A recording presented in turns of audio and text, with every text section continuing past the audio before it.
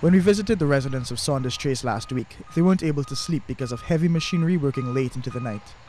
So how much has life changed since we ran the story? I think it's the same way, like it's more noise now. More noise.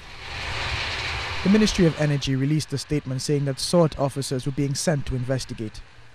But the problems facing the residents goes beyond the noise. The river, their lifeblood water source, is being polluted. Well, I see the changes that the damage the water very bad.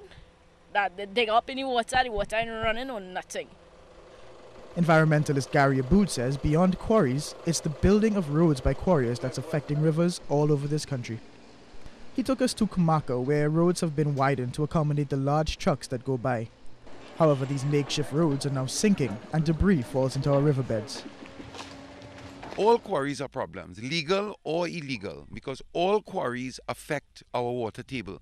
Now, on the one hand, you're talking about Trinidad and Tobago having water insecurity problems. But 10 years ago in WASA studies, WASA themselves stated that Trinidad has 10 times more water than the population needs. All of a sudden, our rivers are being destroyed by quarries, and now even our roads. The environmental impact of quarries was taken out of the jurisdiction of the EMA and placed into the hands of the Ministry of Energy. However, it's being said that there is no legislation in place to create environmental safeguards. Dan Passad is the president of the Quarry Association and the owner of this quarry. He says he has permission from the ministry and the residents to build this road.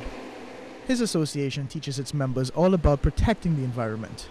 However, only 40% of quarriers in the country is part of the organization.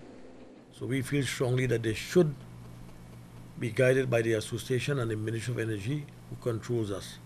We feel strongly they should uphold the law, and anybody out of that, they should have to face the consequences. Carl Cormana is the councillor for Sangre Grande Northeast. He says his organization receives continuous complaints about the problems of quarrying, but nothing can be done unless the legislation is put in place and there's a constant police presence to enforce the laws. So you ought to have constant surveillance of these areas, and of course the surveillance can't be 8 to 4 because these fellows go late in the night. If you pass here late in the night, you'll hear the trucks going up 10, 11, 12 o'clock. And that's the time you find that they would dig the riverbed. You know what I mean? When basically the police are not out, they're not around. Until the Ministry of Energy puts a definitive environmental policy in place, the plight of these residents may just fall through the cracks. Keishan Haynes, C News.